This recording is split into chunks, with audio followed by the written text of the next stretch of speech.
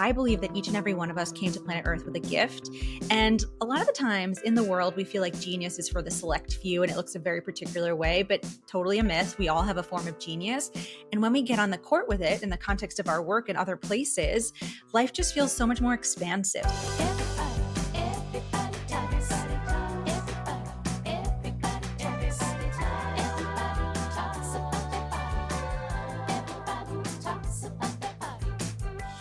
Hey everybody, I'm Lori Schulweiss. And I'm Jen Giamma. And welcome to another episode of Everybody Talks, the podcast where we explore the wide world of wellness. Sometimes we talk to experts, sometimes we just talk to each other, but we're always talking to you.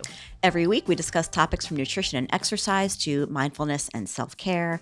And today we are talking all about your passion and your purpose, how to find it, what it is, and how to pursue it. Let's get going. She is a coach, podcast host, proud immigrant, and chronic illness advocate. That was hard to say, a little tongue twister. Her core philosophy is rooted in purpose, both in ourselves as well as fostering that purpose in the world and the teams around us. Over the past 9 years as a leading holistic business and career coach, she has steadily garnered a singular reputation for recognizing and supporting a whole new generation of leaders, creators, and public-facing innovators. She also works closely with a variety of next-gen companies, including Google, Deloitte, Roku, and other competitive organizations eager to create positive, vibrant cultures that foster a whole new paradigm of success and satisfaction for everyone. So please welcome to Everybody Talks, Amina AlTai. Amina, welcome so much. Welcome so much. There's my catchphrase. This is Lori's catchphrase. Welcome I combine much. Thank you and welcome. I love welcome so much. Oh, I loved that bio. It's so much better than mine. I'm going to borrow that. I usually take pieces from what gets sent to us, and then I just put something together. Jen definitely does all the heavy lifting. But tell us more. Tell us more about yourself and how you got started doing this work. Yes. So I am, as my bio said, I'm a career and business coach. My work is really focused on purpose. And I came to this work because for a long time, I felt really deeply unhappy in what I was doing and was sort of lost in it. And I was bouncing between entrepreneurship and corporate America and back again, and just kind of cementing my place in the world as someone who was high achieving, but deeply unhappy. And then one year, the universe intervened and was like, we're going to just serve you a cute little lesson. And I basically worked so hard that I burned out and I developed 2 autoimmune diseases. And it happened very dramatically, where I had been feeling sick for a while. I'd been to 7 different doctors. And then my doctor called me on a Friday and said that if I didn't go to the hospital instead of going to work, that I was days away from multiple organ failure. And so I had to basically turn my life around. I call it the stop moment, because I had to stop what I was doing and choose another way. And that's what really sent me in the direction of coaching. Oh my gosh. Wow. I mean, if that is not, that's a real wake-up call. A wake-up call for sure. But like a testament to, you listened and you shifted and you did what you had to do. But and how stress could really have such a profound effect on our bodies, that's wow. So is that kind of what, for lack of a better word, inspired you to kind of transition into, from this marketing career that you had into becoming a holistic and leadership expert? Yeah. So at first, I just wanted to learn tools to feel better in my own life. And I was diagnosed with celiac disease. So I went to nutrition school and was like, oh, this is so fun. And then I realized my mindset was getting in the way in lots of places. And so then I went to this life coaching school and was like, this is also really amazing. And then I learned meditation and became a teacher in that way, and was just kind of gathering all these tools. I call it my Eat, Pray, Love year, because I was just following the thread and doing what felt really good. And at the end of it, I just felt so lit up by what was available and possible from actually feeling good. I thought, oh, let me figure out a way to teach this. And the first iteration of that was a corporate wellness company. And that wasn't quite squarely in my dharma. It was like very close, but it wasn't exactly it. And then that morphed into the coaching, where I kind of got this message of bring all the teaching together, kind of like the business background with the wellness, with the mindset, and create an offering that people need when they're pivoting, and what I needed when I was pivoting. Yeah. I love that. I know. So what does that look like? Like, can you explain like what this approach, this holistic approach entails, and also why do you think it's so important in today's workplace? Yeah. So a lot of people will come to me when they're feeling burned out, bummed out, frustrated by work.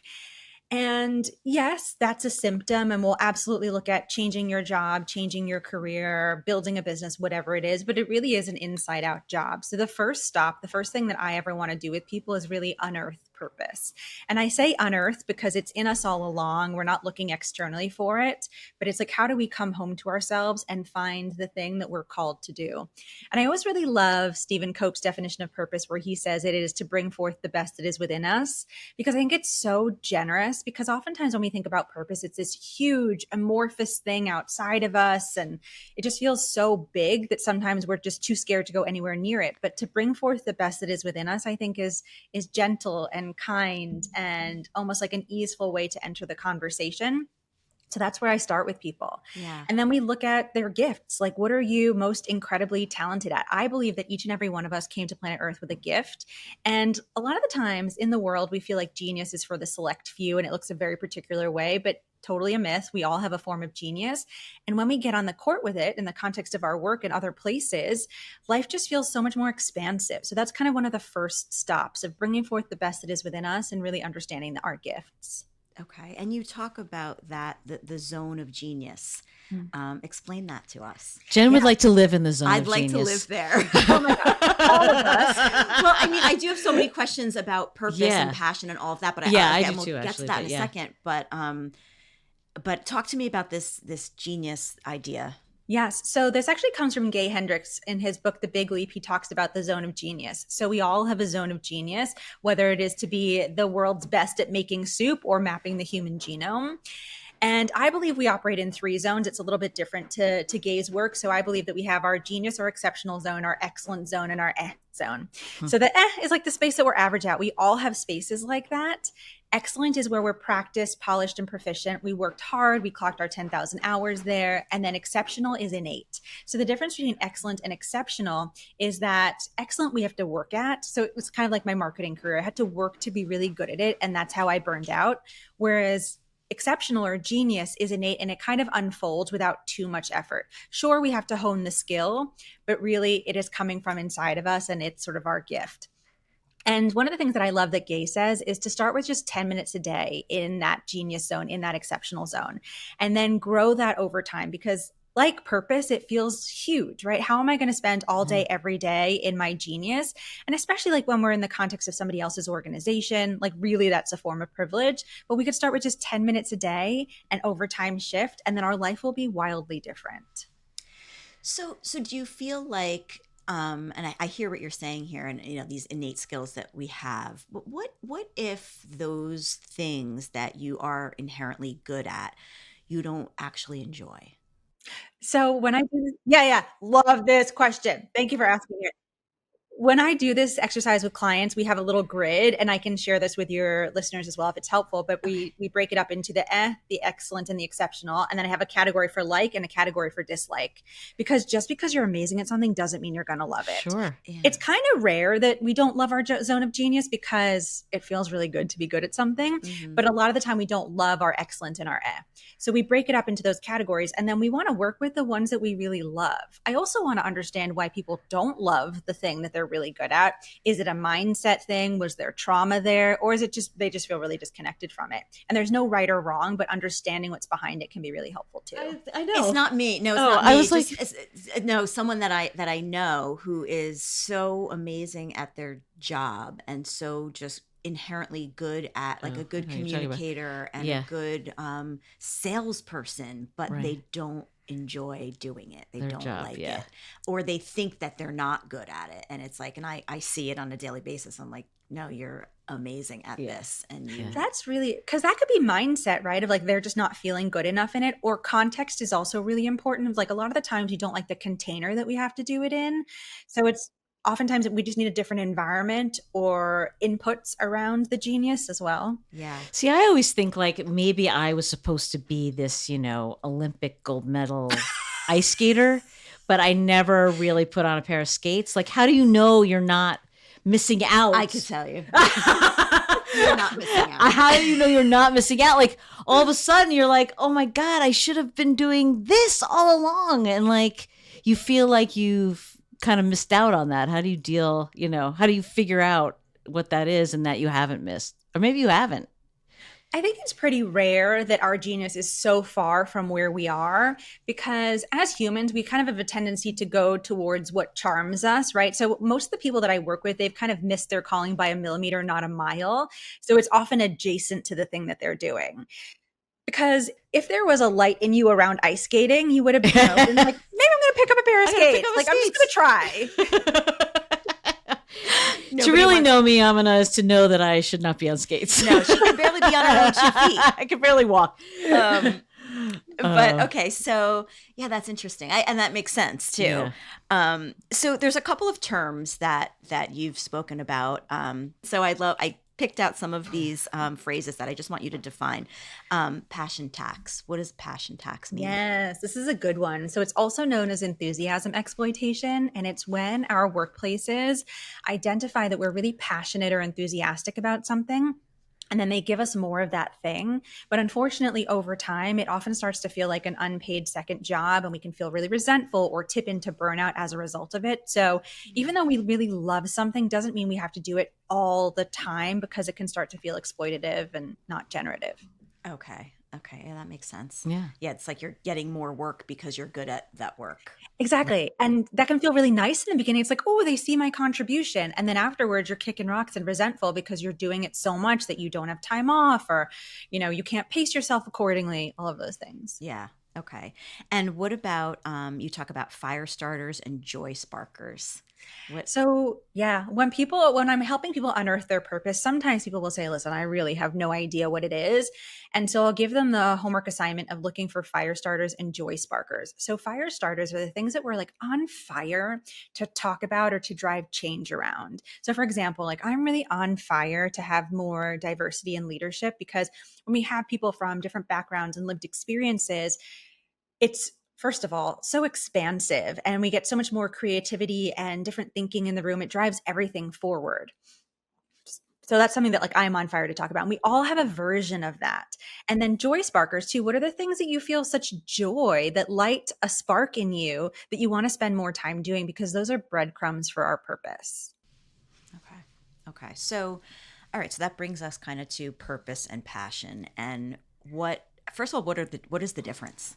Yeah. Is there a difference? Okay, I want to ask you both a bunch of questions. I'm like, what do you think your purpose is? Yes, I know. I'm sure you do. Yeah. So when it comes to sort of building our careers around the great work of our lives or around our purpose, and first of all, purpose and career don't have to go hand in hand. I talk about the two together because that's the work that I do, but our purpose can be simply to be a great parent. And that is so much more than enough. And so it doesn't have to be work related, but in this context, we're talking about it this way. But I like to separate passion and purpose because passion is fickle and it's meant to be.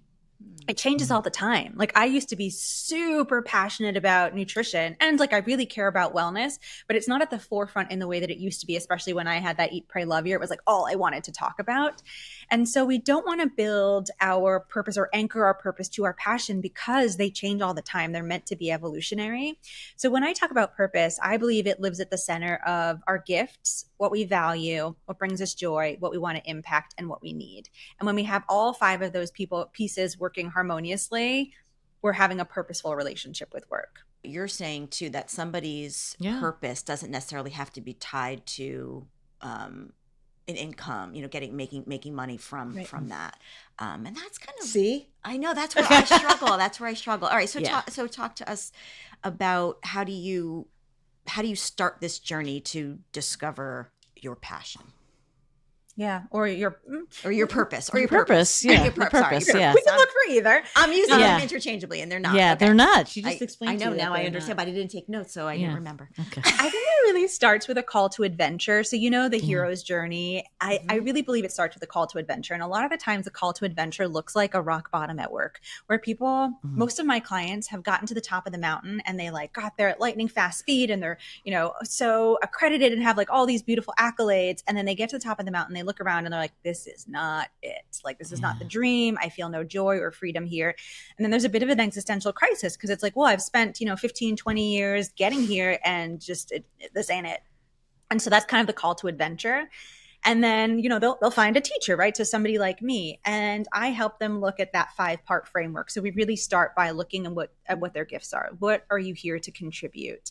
What can you bring forth that other people couldn't in the same way? And one thing that I think is really helpful to think about too, because a lot of the times people will be like, well, is this gift enough? I talk about something called genius stacking, where we basically take a couple of our forms of genius and we put them together, and then it becomes this really unique expression. So I'm going to give you an example. One of my clients was a nurse. And then she started to study interior design, feng shui, astrology. And she had these like really great intuitive gifts. Like she could just look at a space and be like, no, energetically all wrong. This is not going to serve people's highest potential. And so then she created something called the Jupiter method, where it was putting together the astrology, the feng shui, and the interior design that had actually sort of been sparked by her nursing career, because she was creating environments that were helping people thrive when they were sick. And then she created this whole beautiful body of work from stacking her genius, which I thought was really, really cool. So that's an example of getting on the court with our genius, putting different versions together so that we can feel more purposeful.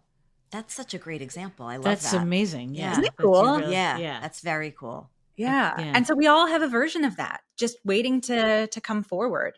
But a lot of the times we like really readily discount our gifts because we can't believe that what is so effortless could ever be valuable. I kid you not. Almost every session, people will say, like, is that even a gift? I'm like, are you kidding me?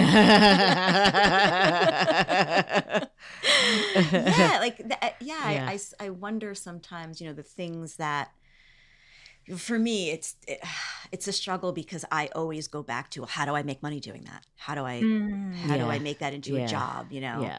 Well, can we talk about it? What are your gifts? Yeah.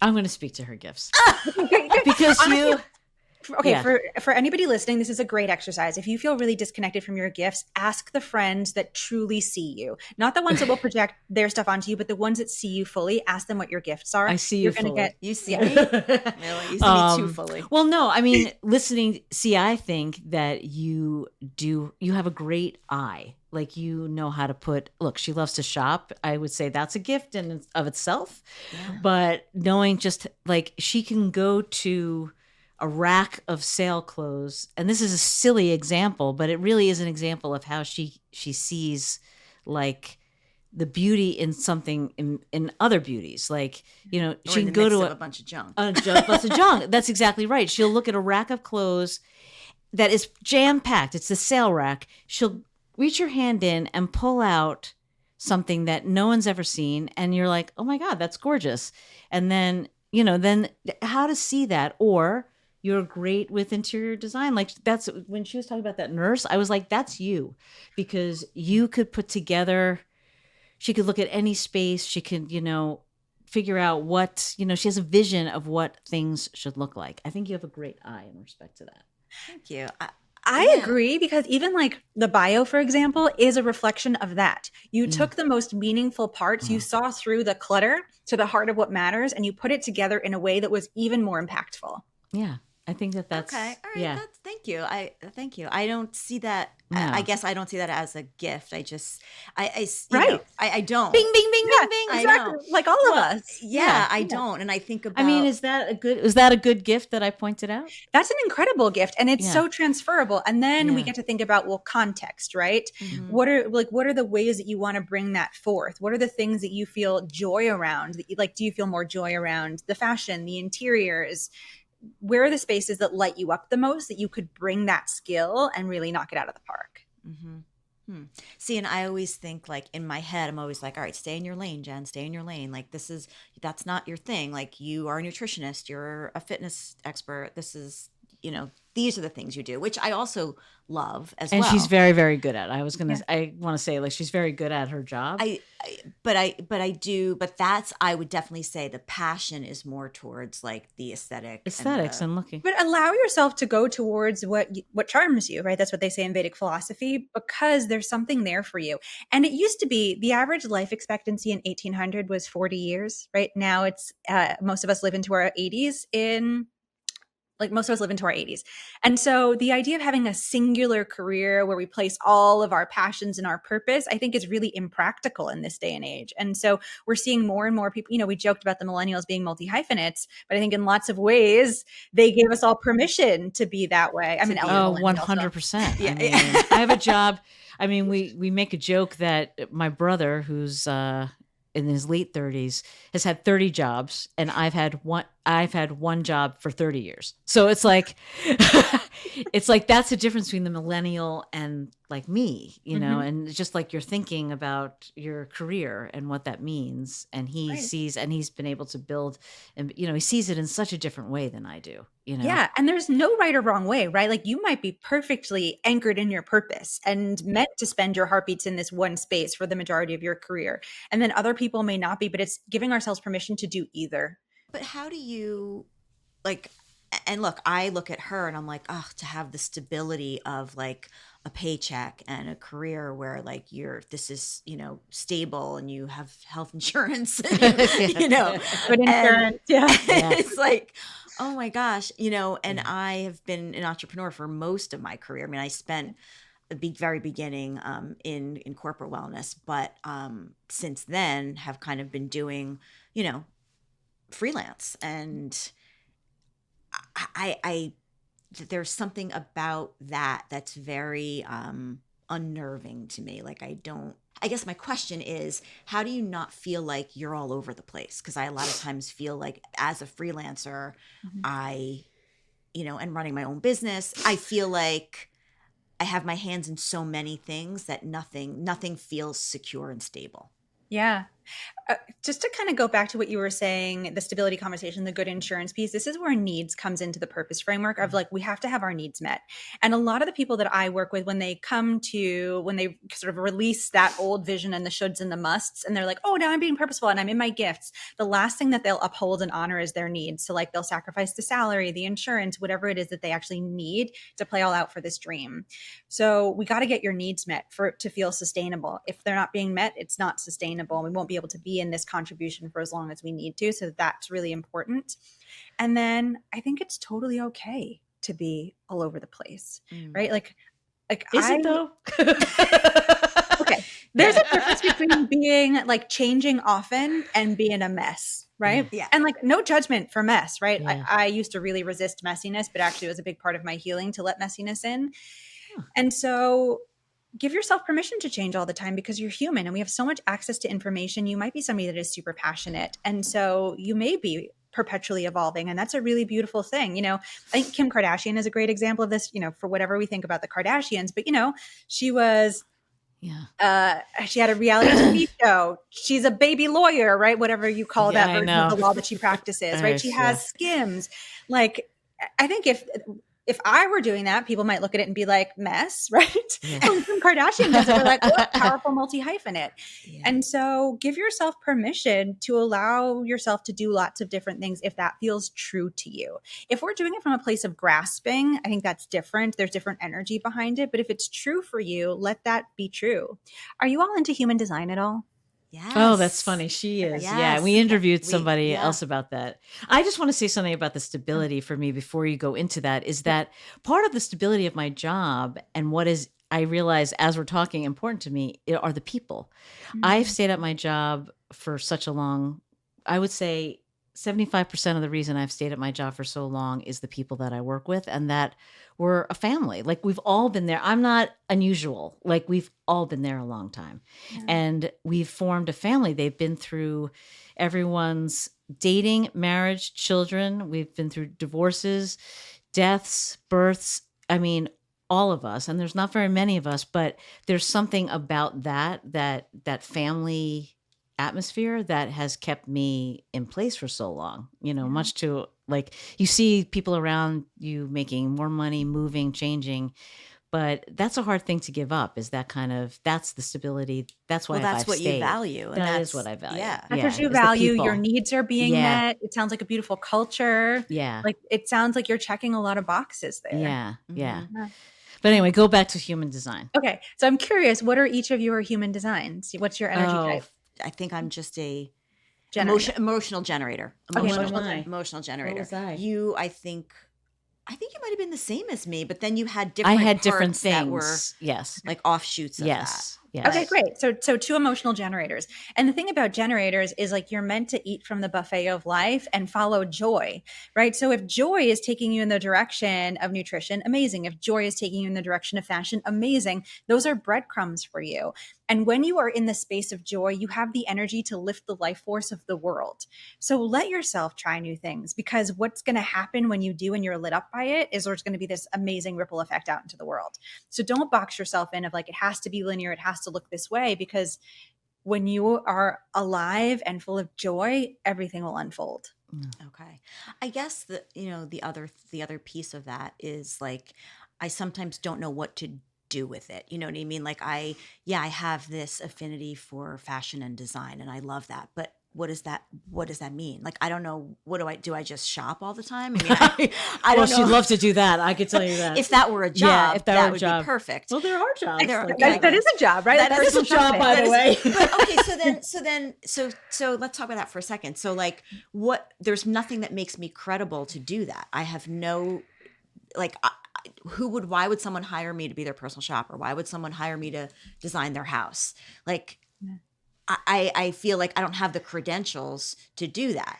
If you need a nutrition plan, yeah, I feel confident in that. I don't feel confident in, just because I enjoy it doesn't mean that someone's going to pay me to do it. That you're skilled there. Yeah. So when we're moving from one space to another, we want to identify the skills that transfer. So you're probably going to have to sell people into this in the same way you sell people into your nutrition programs. You're probably going to have to guide them in the same way. So there's going to be a lot of skills that transfer. So first and foremost, make a list of the skills that transfer.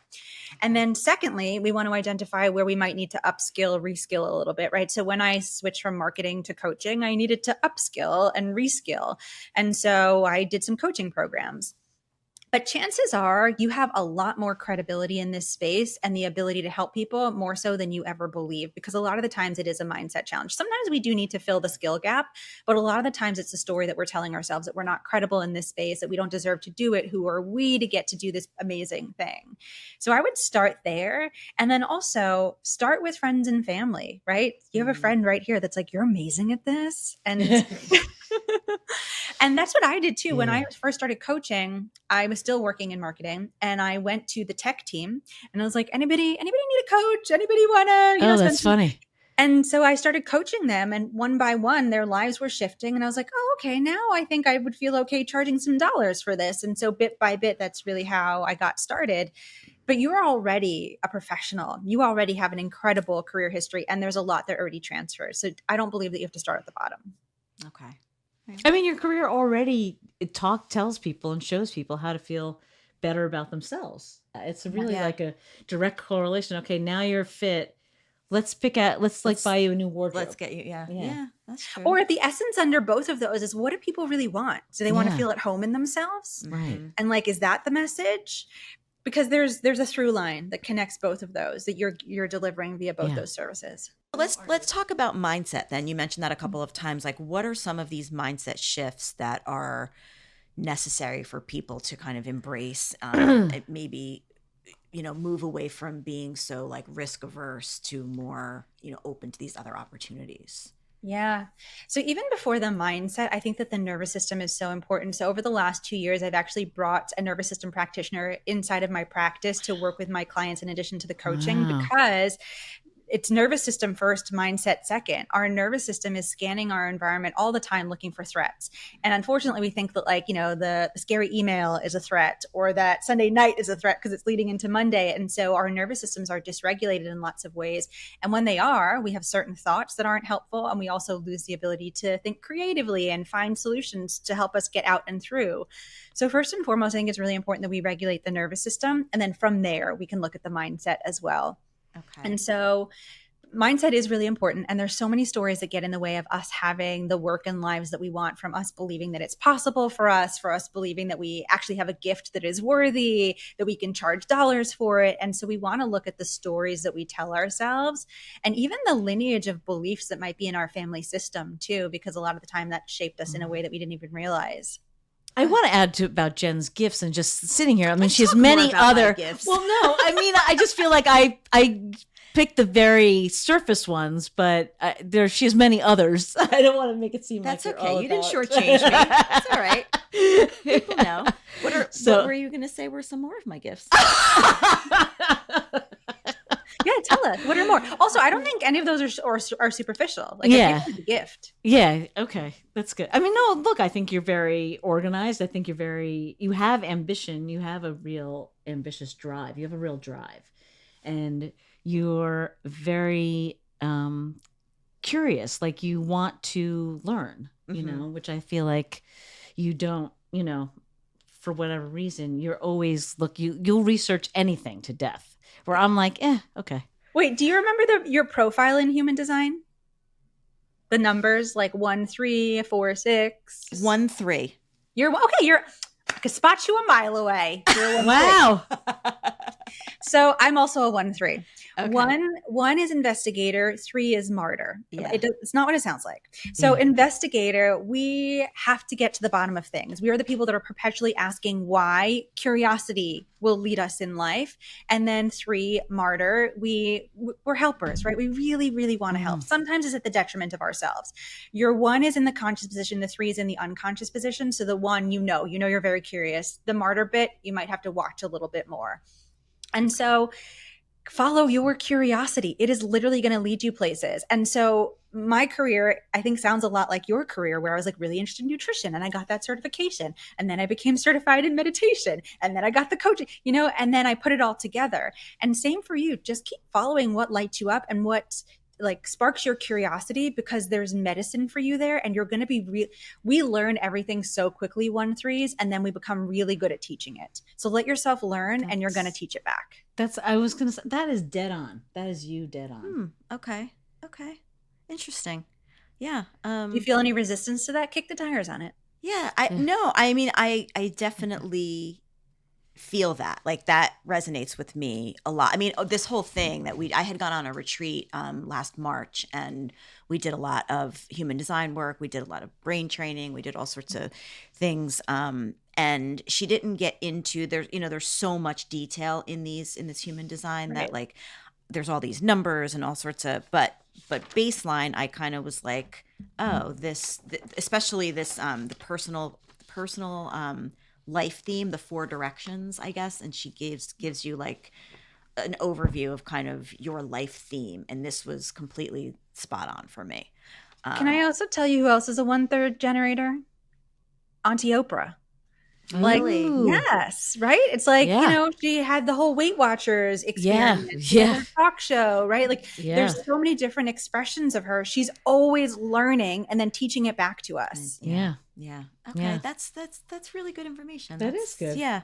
I like that, because I think I spend a lot of time in the weeds, as Lori likes to say, researching and doing, and then like, I'm not really sure how to communicate that or my approach to it. And this is something we talked about in the human design sessions, was that I sometimes will tell people what they need instead of like asking them what they need. You know what I mean? Like, I feel like I know what you need and I'm going to tell you what that is, you know? And that's the wrong approach, because I've been doing that for years with my dad, trying to get him to like eat differently and exercise and do this. And it's like, well, if they're not listening and they're not open, they're not asking you for that information. You're just giving it. So I guess that's where I kind of come up against a little bit of a resistance. But I think that's true. Like, not everybody's coachable. Not everybody gave us consent to be coached, or to have the information. That's totally fine.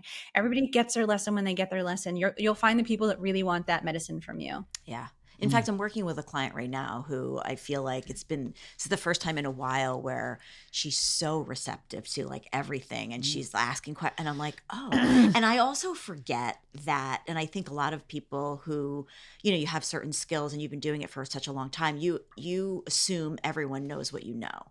I assume exactly. like, oh, well, this is obvious, so she must know this, and then I'll say it, and she's like, oh, wow. I'm like, oh, you didn't know that. Oh, okay. So I do have something to offer, that it kind of validates it a little bit. Yeah. But I just want to talk about this mindset stuff a little bit more. We've talked before about limiting beliefs that people have. And I guess and I think everyone struggles with those, whatever they are, those voices in your head that tell you that you can't do something or this isn't good enough or whatever. But how do you get people to kind of shift those beliefs? We talk about passion and purpose, and I always equate everything back to how can I make money doing that? And if I can't monetize it, I'm like, oh, well, then that's probably not what I should be doing. But again, that's also because I don't have the stability of a job like Lori does, where you're always going to have that income. There's something that's very safe about that. So I guess my question is, there's a question in here. How do you get past those limiting beliefs? How could I reframe that to say, well, you don't have to necessarily make money doing that, or not, you don't have to make money doing that immediately, to your earlier point about like give away some of these services for free and get your feet wet and all of that. Yeah. First of all, I think I got Oprah's profile wrong. I think she's a 2-4. So for anybody listening. Oh, okay. But yes, we don't have to we need to monetize some things, right? Yeah. We don't have to monetize everything. And taking whatever we are looking at doing through the 5-part framework to see if it makes sense to monetize it and go forward with it, I think is really helpful. So it feels good for me to monetize coaching. I've toyed with the idea over the years of a jewelry line just for fun, again, like multi-hyphenate. Mm-hmm. And then I'm like, you know what? I'm not sure that that's something that I'm ready to monetize. Like my coaching is stable. If I add that down the line, cool. But it doesn't feel like I need to put the pressure on that. It's just a really fun hobby. So things can just be hobbies if we want them to. But if we feel the pressure to monetize them, is that kind of the question of like? I think so. Okay, I think that's the question. Yes. Great. So so let's pick a lane of like, are you thinking about the basically styling people? I actually thought about the interior design piece because. Okay, cool. Great. So do you believe that you can monetize that? No. Why? Because I don't have any experience in it. I don't have any. I don't have any qualifications. I just want to say, all you have to do is look at your home. I was just going to say, is it people kind of experience? Because I bet your home looks really amazing, right? Yeah. So you do some experience. Yes. Okay, I've experienced. You redesigned your whole like kitchen, living room area in this home. Yeah, and you had a vision to do that. I don't have that. Yeah, I need you to do. I've asked her to do that for me many times, by the way. You have your first client. Oh, I'm not paying her. Great. So we have a portfolio piece, right? So like, right. Okay. Your home is your portfolio piece. Yeah. Like doing your friends' spaces becomes a portfolio piece. Yeah. And then you've got evidence that you actually can do a really great job at this. And then you can ask yourself, like, do I need to upskill, reskill, anything like that? Yeah. Right? We don't always need to. A lot of the times we feel like, let me get the 75 certifications before I can do this thing. That's a very Western concept, right? Mm-hmm. A lot of indigenous cultures, like they're like, we have this wisdom, we're going to do this thing. And so the certification, the piece of paper is a very Western idea. And so you don't have to have it if you feel like you have deep skills in there, but find evidence of your deep skills, right? And then it's fact-based. Oh, I redid my living room. I redid my kitchen. These 5 people gave me compliments on it, said it's the most beautiful space that they ever saw. So evidence, because your brain will shift through the evidence, because you have a neural pathway that says, I'm not credible and I can't charge. And to shift it, we need evidence that the opposite is true, that I am credible and I can charge. I'm credible because I did this space. I'm credible because I'm going to do my bestie's space. Mm-hmm. And I'm credible because people are giving me kudos on how amazing these spaces look. Okay. All right, that's fair. That's good. Silly. No, that's really, that's great advice. I just want to also say, like, you keep referring to my stability at my job, and what I see in you is freedom. Like freedom. I see freedom. Mm-hmm. Like I see your time is your own. My time. I don't know. You've had the last 2 weeks off. Well, it's pretty freeing. It's coming to an end. But no, when my time is not my own, my time is not my own. Like I'm accountable to be. I'm very accountable to be at a certain place at a certain time every day. Yes, that I do. And so that feel is. I'm envious of the freedom of time. Yes. Yeah. But like there's benefits and drawbacks to each, right? Sure. And we want to decide and understand like who we are and how we flow through life and what makes more sense. Do we I don't work too well in other people's frameworks. It's like a little bit too rigid for me. So it's like I'm better suited as an entrepreneur. And then there are people that need a framework to work within it and can knock it out of the park inside of a framework. So it's really kind of who are you energetically and what are the spaces that you could occupy. But also I do believe in this day and age, the idea that a corporate job is stability is a bit of a myth, because we've seen so many organizations change so quickly, hiring and firing. I actually feel like I have more agency and stability in my own business, because like if I need to introduce a new service and like get some more revenue in, I can do that quickly, versus inside of an organization, I may not have that same power and agency. And so I think that's a bit of a mindset shift. That's so true. That's such a great point. Yeah, I mean, I definitely recognize how fortunate I am to have the freedom that I do. It's just difficult when, certain, for COVID, for example, that decimated my business.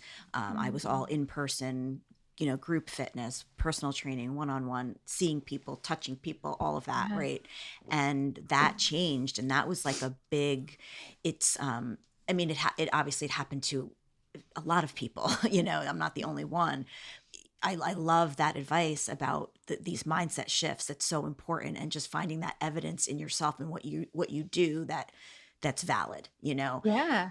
And I hear you from a mindset perspective of making yourself wrong around your timing, right? It's like, you're not wrong. I don't want to like be toxically positive. That's not my vibe, or like silver linings it, but sometimes it can be an invitation to evolve. And instead of like fighting and making ourselves wrong, how can we take the invitation for the evolution? Right. And I think it ties back to, confidence and self-worth and value and all of that 100%. stuff too. Like we need you to step up in this space, because there are so many people that are perpetuating misinformation and harm as a result of it. True. So like the fact that we have somebody credible here that has like done the work and the research and is accredited, like we need your voice for that reason.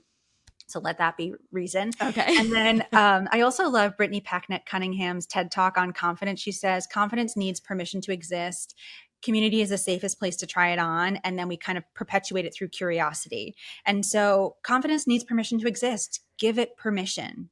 You're allowed to be confident. You know this space. Like you're a genius in this. Like take up space, and then practice that in community. Like you have an amazing friend here. The whole episode has been like, you're amazing, right? So this is you. Wait till we get off. It all ends after that. It's all for show. It's all for you. No. But you're practicing in community, which bolsters the confidence, right? It's like the reps that we do at the gym. Confidence is the same way. Build the reps, and then keep following curiosity around it, because it births more and more of it. Don't you think as women, we are just kind of conditioned to, if you're confident, you're a bitch, or if you're aggressive, you're right? Like, yeah. I'm writing a book right now. It comes out spring 25. It's called The Ambition Trap. And it's basically about how ambition for historically excluded people, such as women and people of color, people with disabilities, is a trap, because we're told to take up space. We're told to speak truth to power. And when we do, we take a hit for it, right? And there's all this data that's like, when we see like confident men, it is seen as really favorable. When we see confident women, it's seen as detrimental. Yes. But that's just people's perceptions. And those perceptions keep a certain person in power. And it's usually cis het white male. And not to make them wrong, we deserve space for everybody in the world, right? And that's kind of the point of like, everybody's genius is welcome. Everybody has something to contribute. Because you have confidence doesn't make you wrong. That's somebody else's material to deal with. They feel uncomfortable with a confident woman who is in power. It doesn't make you wrong. I love this conversation. I feel like, will you come back and talk to us again? I know. I want to hang out with you too. You're having the best time here, and I want to be a part of it.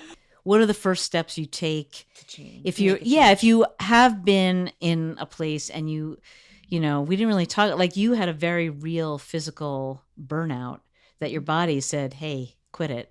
But if you don't have that, and and you figure out what that burnout is, like how do you build yourself back? How do you figure out like what direction to go in?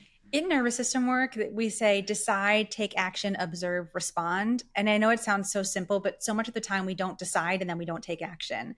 So decide that you're burned out and you've been doing too much work, whether it's visible labor or invisible labor, then take a different action, because most of us, 99% of the time, take the same action and expect a different outcome. But we're not going to have a different outcome if we take the same action. So decide, take a different action, and a different action might look like a boundary. then observe what happens as a result of taking that different action, then respond accordingly, and round and round and round we go. And at the end of that, we'll have a wildly different life if we do those 4 things all the time. Wow. That's great advice. That is great advice. There's I mean, many, it is like, nuggets of profound no, there's great, and it's little things you can do. I mean, I know I haven't spoken much during this podcast, but she has a lot of gifts too. I can tell. A good sense of humor about myself, I hope. But no, it's true. I mean, Jen referred to like a little break that I've had from work, and I do find myself a little bit on a hamster wheel between my job. This podcast is a job. And I took a weekend. Like I actually did nothing for a weekend, and it did wonders. Just those 2 little days of doing nothing and sitting on a beach with a friend that made me be like, oh my God, I'm like relaxed. I'm ready to plunge back in to I'm ready to get back on the wheel, but you just have to reassess where you are and take a step out, and then you can step back in for myself, Yeah. We have to take breaks. We're not meant to or designed to be in perpetual motion. And I always think of high performance athletes, we're meant to pace, rest, and recover in the same way that they do, right?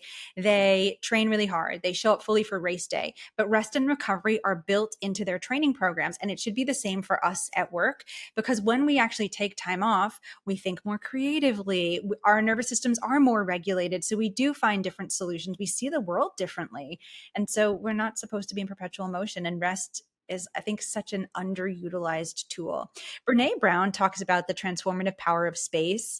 And I think that if we are choosing to make a pivot in our lives, the transformative power of space can be really helpful, because we need space between the response and the stimuli, or the stimuli and the response, because we will see things really different. Well, yeah, I mean, the perpetual motion is the story of my life, but yet I teach people in the fitness realm how important it is to just stop and take a break and rest and recover and do all the self-care and all of that. But yet I do not practice what I preach. I'll be honest. I don't. If I'm not moving and doing and being productive and efficient, and I feel lazy, I feel, I don't know, that's a huge piece of the problem. There's a lot of mindset in there, right? There's a lot of mindset in there. And that our value is in our productivity. And it's not, right? We would never look at a tiny baby that just came to planet Earth and be like, must be productive, right? Time to go to work.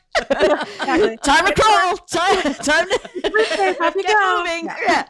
But you're so right. It's that space. It's in that space. Even, if you think about meditation, and it's when you are tapping into that subconscious and you're letting the mind just be open, and you're so much more receptive to things and ideas, and you can absorb more. And I know all of these things logically, right? But I don't do them. I need help, Amina. I need help. Well, let's tell people where they can find Amina. Yes. She has her own podcast, I'm Gonna Change Your Life. Which is the best name ever. The best name ever.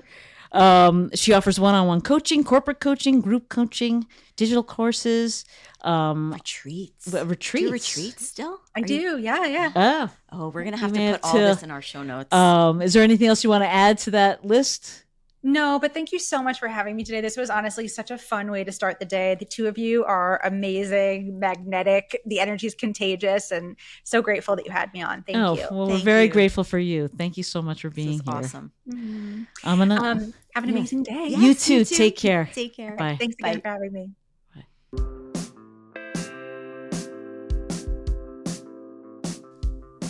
All right, another deep dive into the psyche of Jen Giamo, and using our guests as your personal advice givers. Yeah, they're going to start charging me for these podcasts. Yeah. But she gave such great advice. She's so fantastic. Oh my God, I loved her. I do want to hang out with her. Is she in New York? I think she is in New York. Oh, we're gonna have to give her a call. We have a new friend. Yeah, we always make new friends on this podcast. I know, we do. But no, she just gave really, really actionable things that, here I am, actionable. It has to be actionable. Okay. You're already not doing what she said. I'm already not doing what she said. But those mindset shifts. Right. To make that, I think, it comes down to regulating your nervous system and making sure you're not just living in that fight or flight. Right. And from there, then being able to shift your Sure. mindset. But you have to be in that relaxed, receptive state know. first, right? And that's like Which you are rarely in. rarely in. But I'm going to be now. I'm going to Yeah. try. I know. It's And like, also, like, how many times have Tim said this to you? I've said this to you about kind of expanding your reach and your scope of your business to include designing or this other like this creative other stuff. creative outlet that you so enjoy. I do love it. Love it. All right, well, let's start with your apartment. Okay. So I'm your first client, as she said. Yeah, you'll be my first Yeah, client. I'm in. You have a lot of pre-work to do though. Before I get I I'll make a list of the pre-work. I've gotten that list many times. I know. It's still Oh my God. How many things are checked off of it? Yeah, none. Well, no, I'm you getting started I'm to do. You starting. I'm started. starting. Yeah. I'm starting. But anyway, yeah, she was fantastic. We'll put all of the information about her in the Yeah. show notes. Her podcast, "I'm Gonna Change Your Life." I is know, such a great name. Not that everybody talks. I mean, so everybody far. talks is a great name Pretty too. But great. I like how she used Yeah, her own her name. use her name into it. Yeah, it. totally. That- So we hope you got as much out of it as we did. I'm Lori Schulweis. And I'm Jen Giamo. And this was Everybody Talks. Talk to you next time. Take care. For more information about our podcast, to learn more about us, and to catch up on all of our episodes, go to our website at everybodytalkspodcast.com.